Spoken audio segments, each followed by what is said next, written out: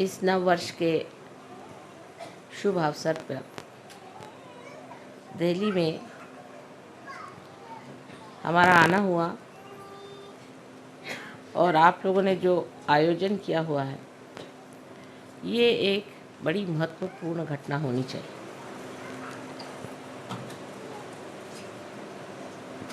नव वर्ष जब शुरू होते हैं तो उस वक्त कोई न कोई नवीन बात, नवीन धारणा, नवीन सूझबूझ मनुष्य के अंदर जागृत होती है। वो स्वयं स्फूर्त होती है।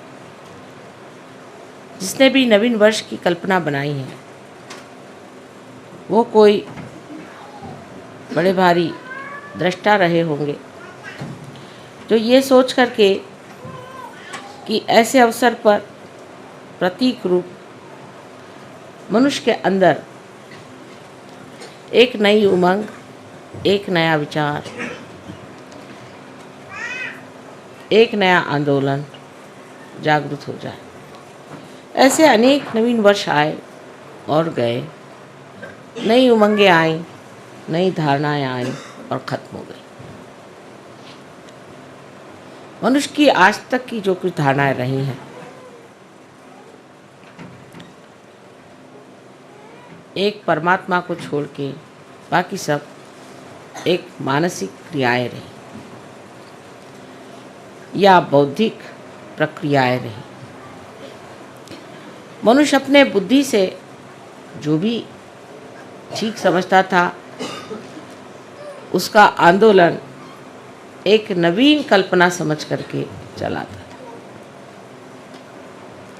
वो आंदोलन कुछ दूर तक जाके फिर न जाने क्यों हठात उसी विशेष व्यक्ति को और उसी समाज को या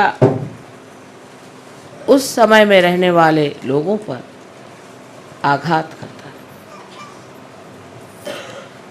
इसका कारण क्या था ये लोग नहीं समझ पाते, लेकिन आज हमें इसका साक्षात बहुत ज़्यादा अधिक स्पष्ट रूप से हो रहा है।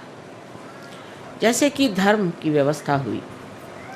धर्म की व्यवस्था में मनुष्य ने जब भी बुद्धि और मानसिक शक्तियों का उपयोग किया तो बुद्धि के दम में वो एक वाद विवाद के क्षेत्र में बढ़ गया और अनेक वाद विवाद शुरू हो गए। अगर सत्य एक है तो पंथ इतने क्यों हुए, इतने धर्म क्यों हुए, उन धर्मों में भी इतने और भी जाति भेद क्यों हो गए।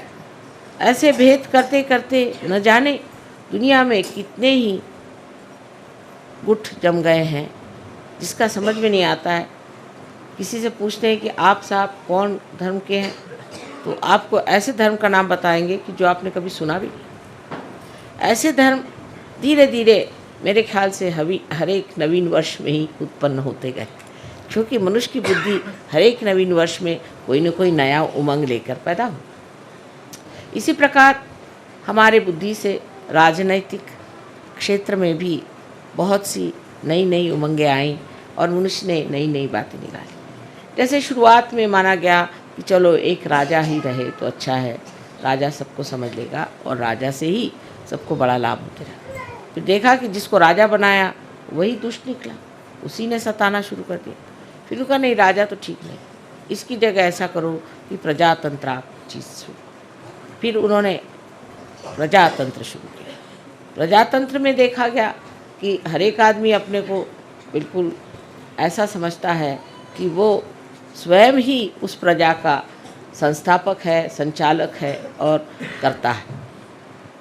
अब आप देख रहे हैं कि अमेरिका में कितना आतंक मचा हुआ, किस कदर हिंसाचार वहाँ चढ़ा हुआ। अगर पढ़ते हैं तो आश्चर्य होता है कि इस प्रजातंत्र का हाल ऐसा क्यों हो गया, ये तंत्र सारा गड़बड़ क्यों। वही हाल बाद में आप कम्युनिज़्म जो आया वो उसकी एक समझ लीजिए कि दूसरी एक नवीन उमंग लेकर के संसार में आया कि अब हम एक नया ऐसा संसार बसाएंगे जिसमें सब मनुष्य में समानता आ जाए, उनमें कोई भी तरह का फ़र्क न रहे, खाने पीने में हर चीज़ में एक जैसा हो जाए, और उसके अलावा उसको कोई स्वतंत्रता नहीं है। अगर वो स्वतंत्र हो गया तो स्व के तंत्र में वो गड़बड़ हो जाता है, इसलिए उसकी स्वतंत्रता हटा दी जाए। क्योंकि मनुष्य को जब एकदम मूर्ख समझा जाए तभी ऐसा हो सकता है। फिर मनुष्य मूर्ख नहीं है, वो तो हर जगह, उसको आप जितना दबाइएगा उतना वो खोपड़ी पे चढ़ेगा। तो ये भी चीज़ कुछ बन नहीं पड़ी, वो भी नहीं बनी, ये भी नहीं बनी। इस तरह से जहाँ देखते हैं वहीं आतंक है। धर्म के मामले में तो आप देख रहे हैं कि किसी के धर्म की हालत देख करके लगता ही नहीं कि परमात्मा भी कोई चीज़ हो सकती जो एकमेव हो, वो केवल हो, इसके लिए सब लोग आपस में सर काट रहे हैं, सबको मार डाल रहे हैं। तो ये कारण क्या है? जब चीज़ आपकी एक बहुत ही ज़्यादा सुष्ठु रूप से नवीनतम संसार में आई है, तो इस नवीनतम चीज़ में और इस नावीन्यपूर्ण चीज़ को इस कदर गंदी, मैली, कुचैली करके क्यों संसार में आँखों में नज़र आ रही है, उसका ऐसा हाल क्यों हो रहा है? क्या वजह है कि जो चीज़ इतनी उदात्त, महान, और उसके शुरू करने वाले भी बड़े महान और उदात्त रहे हैं, वो सब के सब जा कर के आज कहाँ पहुँच गए? जैसे अमेरिका में मैं सोचती हूँ कि बहुत बड़े इंसान हो गए, इनको हम कहते हैं अब्राहम लिंकन। बहुत बड़े आदमी थे, रियलाइज सोल थे, उन्होंने सीधी चीज़, इतनी बढ़िया चीज़ संसार में ला दी, इतना बड़ा काम कर दिया। लेकिन अब जो है वहाँ देखते हैं तो सोचते हैं जो उन्होंने किया था पता नहीं उसको किस तरह से इन लोगों ने एकदम विद्रूप और कुरूप करके रख दिया। एक ये बात हो गई। दूसरे अगर आप देखिए तो कम्युनिज़्म भी जिस लेनिन और मार्क्स ने बनाया था वो भी रियलाइज सोच थे, उन्होंने भी जो सोचा था वो भी हितकारी चीज़ थी, वो हित के जगह अब सबका ही थी। और या धर्म के भी जो संस्थापक हुए सब भी बड़े उदात्त और बहुत महान लोग थे, और उनको भी कोई कह नहीं सकता, उनकी तरफ कोई निर्देश करके नहीं कह सकता कि इन्होंने कोई गलत काम किया हो या इन्होंने कोई गलत धारणा से चीज़ को सोचा, ऐसी बात नहीं। लेकिन आखिर आगे जा कर के वो चीज़ ऐसी क्यों? हीरा जो था वो जा कर के कीचड़ में कैसे मिल गया? हीरा तो जहाँ है हीरा ही रहना चाहिए, लेकिन ये तो हीरा जो आया सो कूच करके, जैसे उसका बिल्कुल ही तोड़ करके, उसको मरोड़ करके और उसको कीचड़ ही बनाया। और सभी दूर ये चीज़ें देखकर बड़ा आश्चर्य होने लगता है कि इस तरह की जितनी भी उदात्त चीज़ें आई। अब साइंस आया संसार में, लोगों ने कहा अब साइंस आया, अब तो हम लोग के सारे प्रश्न हल हो गए, और उस सब प्रश्न हल होने के बाद में और अब हमें कोई चीज़ की चिंता नहीं करनी चाहिए और सब चीज़ ठीक हो जाएगी। सो तो बात नहीं, हमने एक राक्षस बना के रख दिया है, एटम बॉम्ब, हाइड्रोजन बॉम्ब, ये वो अपने खोपड़ी पे खड़े कर दिए। इधर उससे ही बनी हुई ये प्लास्टिक और ये नायलॉन और ये सब इसके पहाड़ के पहाड़ खड़े कर दिए। ये सब चीज़ें जो सुविधा के लिए बनाई थी इतनी असुविधाजनक हो गई, इनसे दुनिया भर की बीमारियां आ गई, आफतें आ गई। आखिर क्या वजह, क्यों इस तरह से हो गया? ये सब जो चीज़ें, ये सब हित प्रणीत थी, हित को लेकर थी, हितकारी बनाई गई थी। उसी से मनुष्य की नवीन उमंगें आईं, उसी से उसने सोचा कि मानव के उद्धार के लिए चीज़ बनाई जाए, वही उसके उद्धार की जगह उसको पूर्णतया नष्ट करने की। इसका कारण क्या हो सकता है? कारण यह है कि जैसे श्री कृष्ण ने कहा हुआ है कि मनुष्य की जो धारणा है या मनुष्य का जो विचार है या जो मानव की जो चेतना है वो नीचे की ओर बढ़ती और धीरे धीरे वो धूली में मिल जाती है। ये उन्होंने कहा नहीं, ये मैं कह रही, क्योंकि आज वो साक्षात है उसको। श्री कृष्ण ने भी जो धारणाएं रखी वो भी धूली में मिल गई, राम ने जो रखी वो भी धूली में मिल गई। उसके बाद जिन्होंने भी कोई धारणा रखी जो कि बिल्कुल सत्य स्वरूप थी, सत्य का ही अंग प्रत्यंग थी, वो सब धूली में मिल गई। इसका कारण यह है कि जब ये मनुष्य के दिमाग के घड़े में पड़ती है तो उसमें कोई ऐसी विषारू वस्तु है कि जिससे यह सब चीज़ विष में हो जाती है। ये विषारी वस्तु क्या है जिससे इस तरह का कार्य होता है? वो है इसकी सीमाएं।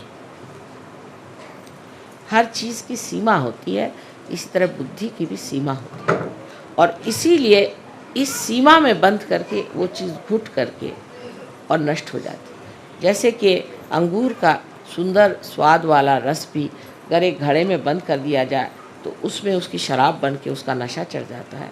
उसी प्रकार मनुष्य के मस्तिष्क में जो कि सीमित है, लिमिटेड है, उसमें ये अनलिमिटेड चीज़ें डाल देने से एकदम नष्ट हो जाती है। इसका मतलब ये नहीं कि मनुष्य का मस्तिष्क ही कुछ खराब है। इसका मतलब ये है कि ये जो मस्तिष्क है इसकी सीमाएं तोड़नी होगी, इसकी सीमाएं बढ़ानी होगी। मनुष्य की चेतना जो है वो व्यापक करनी पड़ेगी, इतनी व्यापक होनी चाहिए कि उसके अंदर सत्य समा सके और वो खुली होनी चाहिए। इसका लक्ष्य क्या है? उधर ध्यान हमारा हटते जाता है। जब चीज़ सीमित होती जाती है तो इसका लक्ष्य क्या है? उधर हमारा ध्यान नहीं जाता। हर चीज़ का लक्ष्य था कि मनुष्य का हित हो। और हित क्या चीज़ है? इसमें श्री कृष्ण ने बताया कि हित वो है जो आत्मा का कल्याण करे।